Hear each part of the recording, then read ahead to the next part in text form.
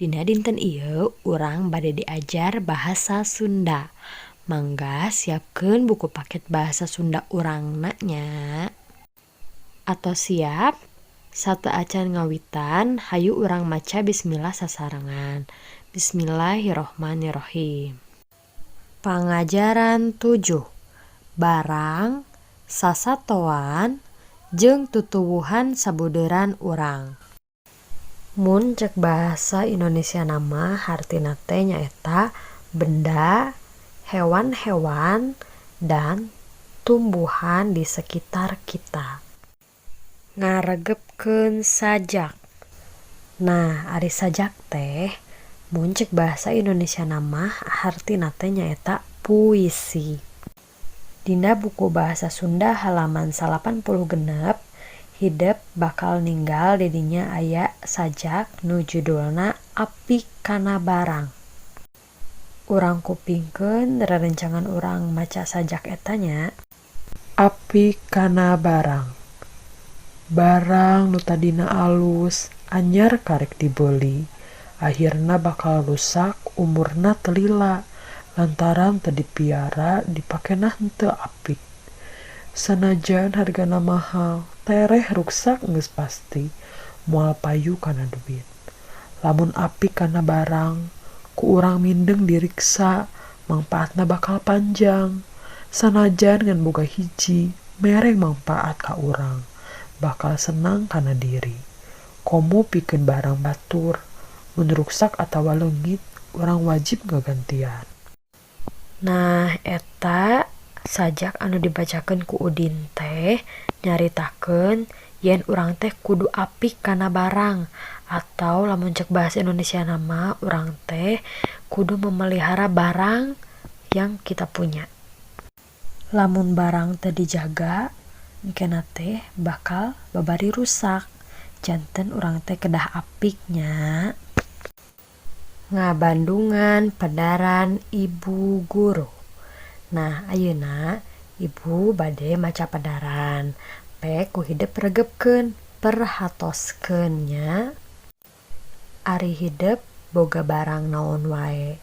Tangtuna ge rupa-rupanya aya barang anu sok digunakeun dina kagiatan sakola, upamana buku, kantong, patlot, pulpen, jeung jidar.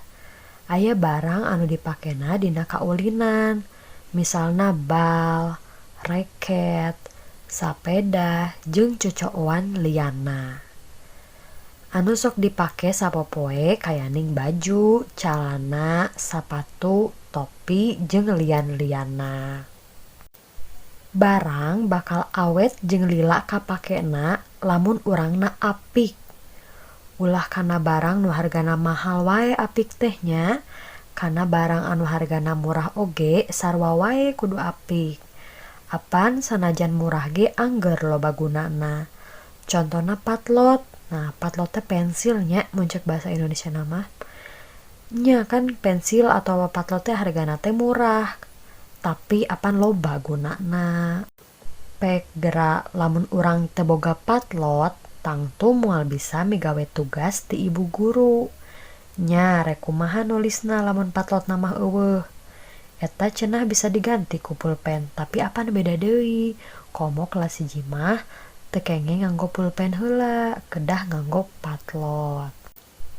Anu dimaksud apik di dieu teh nyaeta apik dina makena, apik dina ngurusna, jeung apik dina nundana. Jadinya kedah apik pada saat kita memakainya, terus apik pada saat kita merawatnya, dan apik pada saat kita menyimpannya. Urang ulah sok neundeun barang di mana wae sokna. Gak boleh nyimpen di mana aja, tapi kudu dina tempatna. Lamun ditunda di mana wae, urang bisa poho. Atuh lamun arek make teh kudu diteangan heula pannya. Barang teh dipakena kudu saleuyu jeung gunana. Patlot gunana pikeun nulis. Tah, kusabab eta nya kudu digunakeun pikeun nulis. Baju paranti sakola apan digunakeunana teh mun urang sakola. Jadi di mana geus balik ti sakola, upamana hidep rek ulin, kudu diganti heula baju tehnya tong ulin make baju seragam. Oke, baju seragamna kotor. Lamun baju geus kalotor, ku urang kudu gancang diseuseuh. Teu hade lamun baju nu geus kotor tapi ku urang terus dipapake. Kitu deui sapatu, lamun geus kotor kudu gancang dikumbah terus dipoekeun. Lamun sapatu kulit sangkan awet teh kudu disemir. Lamun urang bener dina make, ngurus jeung nunda hiji barang, tangtu moal gancang ruksak atawa leungit. Lamun hiji barang ruksak atawa leungit, apan urang teh kudu meuli deui. Duitna menta ti kolot, tuh pan matak hambur duit. Komo kana barang meunang jemah kudu leuwih apik. Lamun barang meunang jemah engke teh mun rusak ku urang kan era mulangkeunna. Terus kete moal dibere injem deui da kapokeun.